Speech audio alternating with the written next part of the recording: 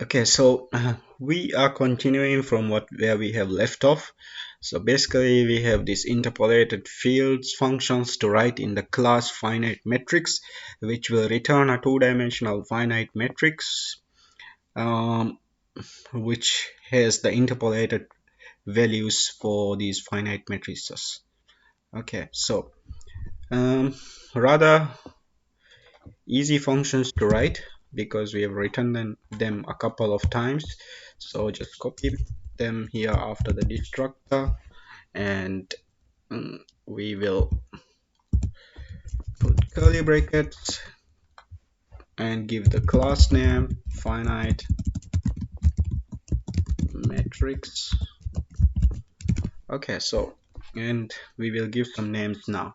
So let's call this guy again Vic, and this migrate. Keep consistency as we did for the fields class. Okay, so non-void function returning a finite met new one, which is we will call again temp, and it will be initialized to the size of rows, and the size of columns is similar to the vec we take by reference. Oops. And this will be initialized to the same number of columns, and then just close until we are happy with that, and then return this temp at the end of the function. Okay, right, so to interpolate, I don't think I need to repeat this again. I've said it many times now. So just for all internal use series, we will do fxe is equal to migrate dot fx at any I position, and simply fxt is equal to 1.0 minus fxe, and the interpolated value then will be equal to the vector value, which is the finite matrix value at the east node dot value times fxe plus vec at any I and any j dot value times fxp, and that's it.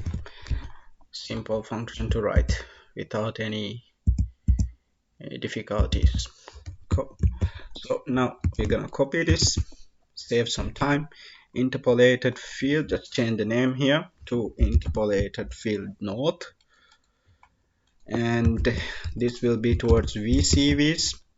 So make sure when you go for each side you have UCVs, and when you go towards north you have VCVs, and this will be FYN. So migrate dot fy at any j position, and fyp will be equal to 1 minus fyn, and this will simply be j plus 1 multiplied by fyn, oops, and multiplied by fyp. Right, that's it, done for, we are done for that function. Just double checking, missing a comma here, comma, not a comma, a comma.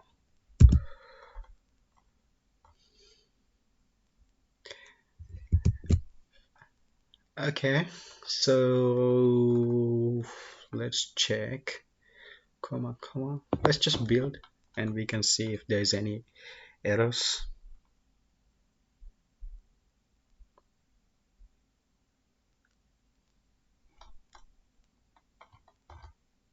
Okay, no errors, only warnings, which I will ignore. Okay, so now we have to correct the phase velocities. Okay, so in order to correct velocities, we are going to copy this function here and put it here. So fields correct phase velocities towards the east side, and then delete this, and we will call this vector, we are going to give it a name that we actually will understand. later on when we look at these files. So I'm gonna give it a long name, so interpolated cell phase velocity. Okay, so this vector is called interpolated cell phase velocity, and the next vector is cell phase pressure gradient, and then the next vector is the dpx field.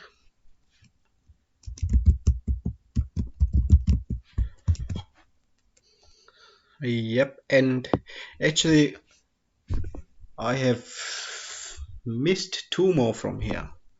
Finite matrix, this is probably the function that takes the most number of arguments in.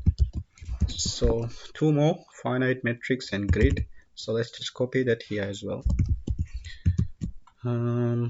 This is okay, so by reference everything, and we will paste it here. Actually, let's paste it down here so we don't go way too far there. So what is the finite matrix that we will take? It's called AP interpolated, and you can give it another name, but I'm calling it AP interpolated. Okay, so this is what we require for to correct the phase velocity, right? So since it's going to return the phase velocity field, we need to initialize this to some size. So I'm going to say this will be initialized to the size of this rows, and then a vector of fields, and then vector of field,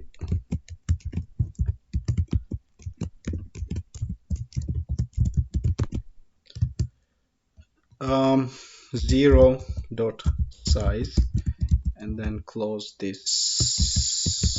Let's see. Okay, and then at the end of the function simply return. Okay, so now we will write this function. So towards the east side we always take for all internal UCVs, and the vector we can this time take temp as the for loop main thing, because they all have the same size. So any two-dimensional matrix that's taken here will be the same size, so it doesn't matter what we take here as long as it's not this guy. So to calculate the corrected phase velocity, we need the distance from P to E. So we call this migrate.xci plus 1. You know how to calculate this distance now. Simply the cell center differences and j dot, and I'm missing a j here. Okay, so dxp to e, it's quite obvious from the names as well.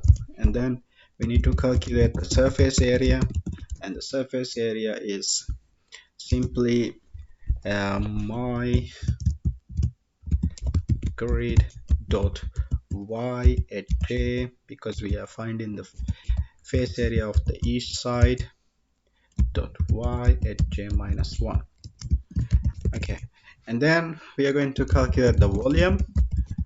Volume will simply be the distance between P to E multiplied by the surface area, and then we will also finally calculate the temp vector, which is the corrected phase velocity. It will be equal to this interpolated cell phase velocity minus the correction, which is calculated from the AP interpolated minus AP interpolated ij dot value times volume times bracket cell phase pressure gradient at any ij dot value minus dpx field ij dot value. Okay, so that's probably the end of that function. Let's have a quick recap of what we needed. So to calculate the corrected phase velocity at the east side, we need the interpolated cell phase velocities, the cell phase pressure gradient, both of which we implemented in the fields class, how to do that, and the dpx field, which we also calculated in the fields class. Just in the last video we did these three functions, and AP interpolated, which we have written just now, interpolated finite matrices, and then the grid. So everything that you need, it has already been done. And then finally, after calculating the phase velocity, which is the existing phase velocity interpolated value minus the interpolated AP matrix times the volume times the cell phase pressure gradient minus the cell center gradient of pressure. Okay, so that's the corrected phase velocity towards the east side. And now similarly we have to do for corrected phase velocity towards the north side, and that will again be just a copy paste of this guy. We'll just change a few names. Corrected phase velocity, don't we have that? We have that function called correct phase velocity towards north, right? And we will not change the names of these, just only dpx to dpy. So we will change this guy to dpy. Everything else remains same, but here we need to do again for internal vcvs, and this will be simply the distance from p to n, and therefore we need to change this yc j plus 1. So, and alright, so this is a mistake on my side, because as you know that the grid vectors are one-dimensional, so there is no j actually, and here there is no I. Okay, now it's a lot better. So here the surface area is on the north side, so it will be my grid dot x at I minus x at I minus 1. And the volume will be, okay, so volume spelling is wrong, so volume dpyn times the surface area.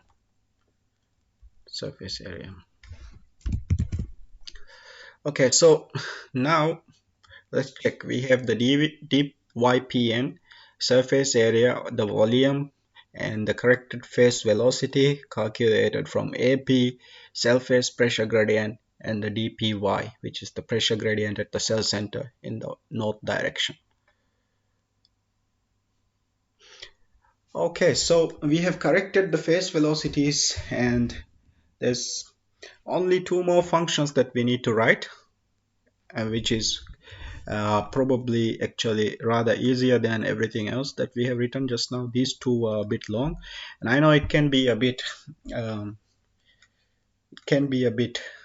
complicated, or even you may feel like it's long, but this way you actually save time later on when you want to change your equations to something else, or temperature, or whatever it is. So if I have actually gone ahead and done this in this plain C style without object orientation, this would be rather short, and it would take less time as well, but it will be less object oriented, and well, that's not the objective of this course. So hang on there, you're doing great, and we'll keep going and hopefully finish this course in, I think, 1 or 2 more videos, hopefully, if not 3. Okay, so we're going to correct these mass fluxes. Just copy this function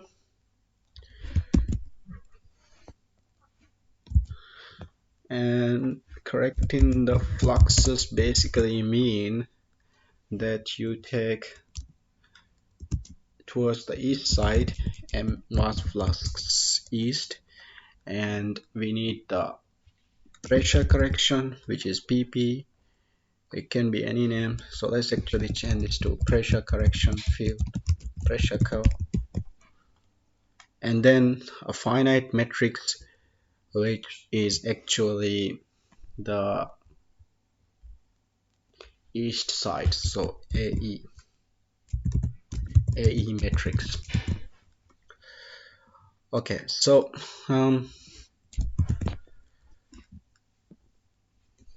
here we will go for all internal UCVs again. So for all internal UCVs of mass flux east,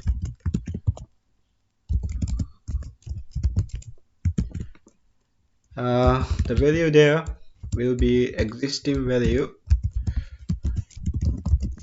So copy this, the existing value which has already been computed, plus the coefficient matrix, which is the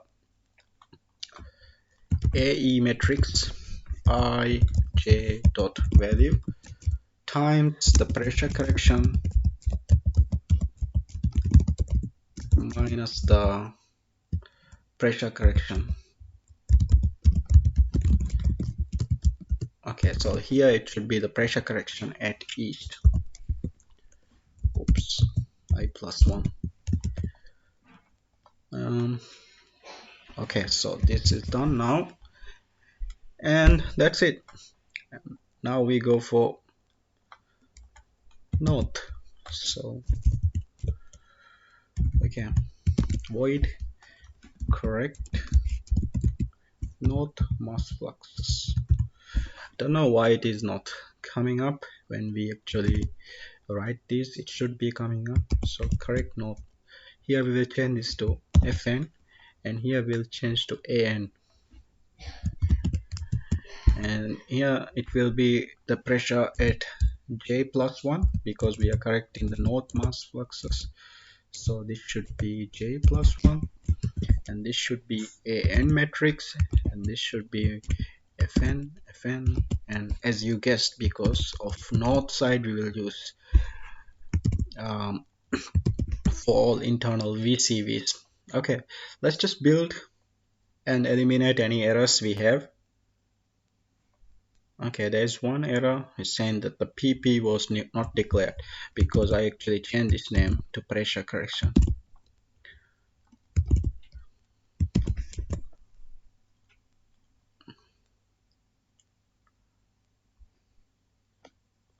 Okay, so no errors. And that's probably the end of all the functions that we will write in the fields class and the finite matrix class. All we need to do now is just write the finite volume operation for the pressure Poisson equation. So let's actually create this matrix. So pressure Poisson, don't know how to spell it. Poisson equation, tough. Alright, so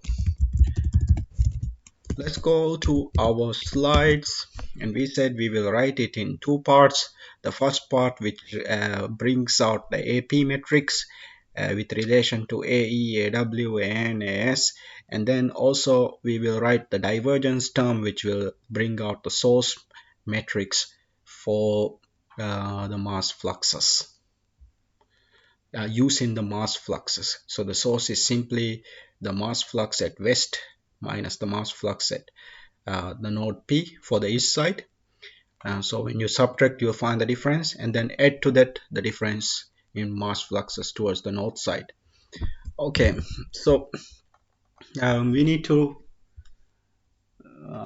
go ahead and write these functions. So let's do that. We will write the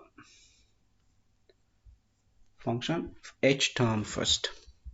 Okay, so again this will be a finite matrix, finite met, not a void function. We'll call this the h term, and it will take a constant finite matrix, finite met APU. Well, let's call it a repu, and then also it will take constant finite matrix finite met by reference called rep, and then it will take a vector field,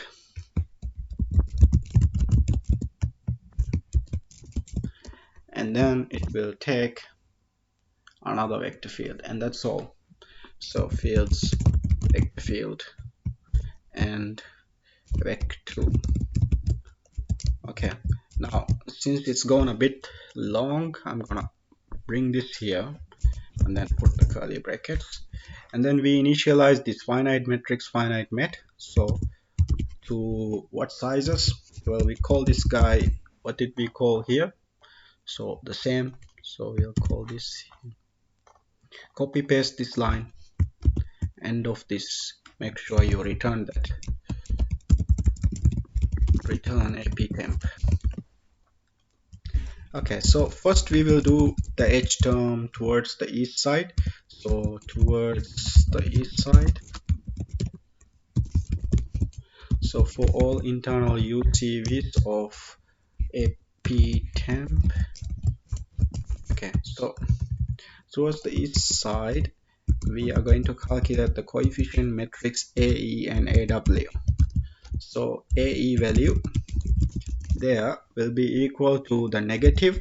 So let me just refer to this slide to show you. AE is negative of density multiplied by the surface area of the east face multiplied by the reciprocal matrix of the U equation AP multiplied by surface area again. Okay, so we will use minus vec I j dot se, density multiplied by vec I, let's copy this vec ij and then keep writing other stuff, sc multiplied by the rep u, so the reciprocal of the U equation matrix value multiplied by copy paste sc again. Okay, and we need to calculate AW. So AW will be calculated at the east node.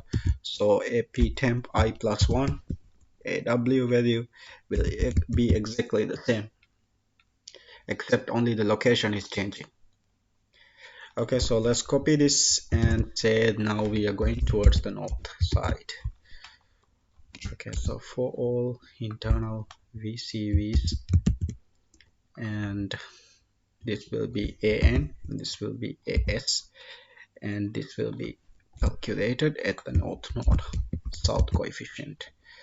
And here we need to change these face areas to the north face area and the north face area here again. Okay, and of course this will now change to the north side. So rep V, which is the V momentum equation reciprocal of AP matrix. And that's it, that's done now. Okay, so we've written the h term. It's quite easy to do this. So we'll give a comment saying end h term function, and now we write the divergence term.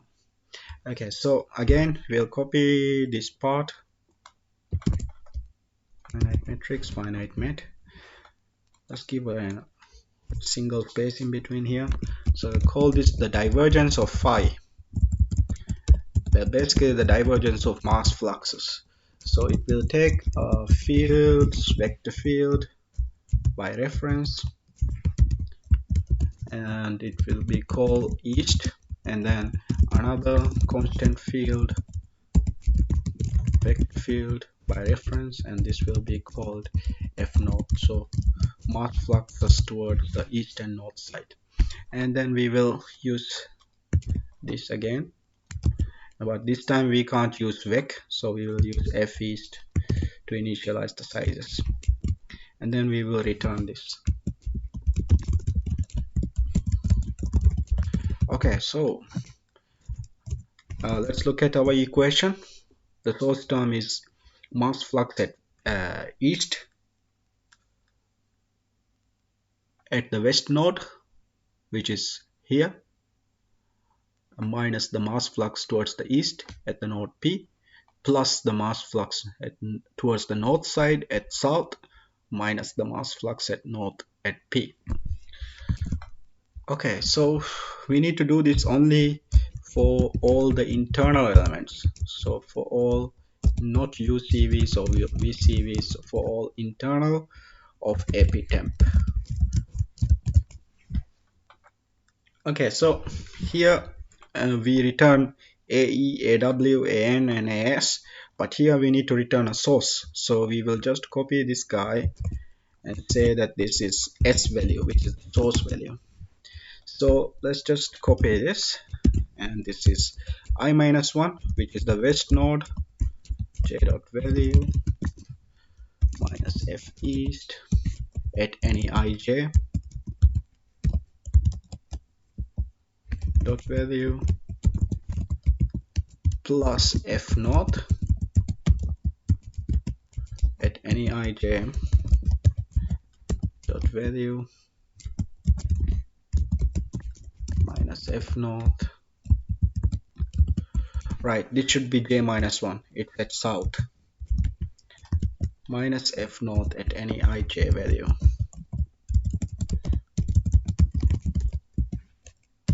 Let me just put a dot here and then just double check everything. Value.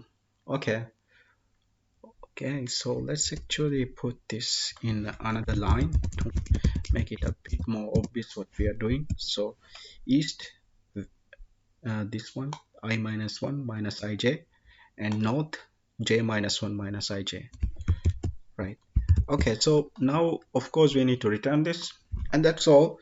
That's the end of our finite volume operations file, the fields file, and the finite matrix file. So probably everything else from now on is going to be very easy. We just call those functions, and then except we have only one class to write, which is a simple class, basically the output class, in which we will write our solution data to text plot structured data format so that we can visualize the data results.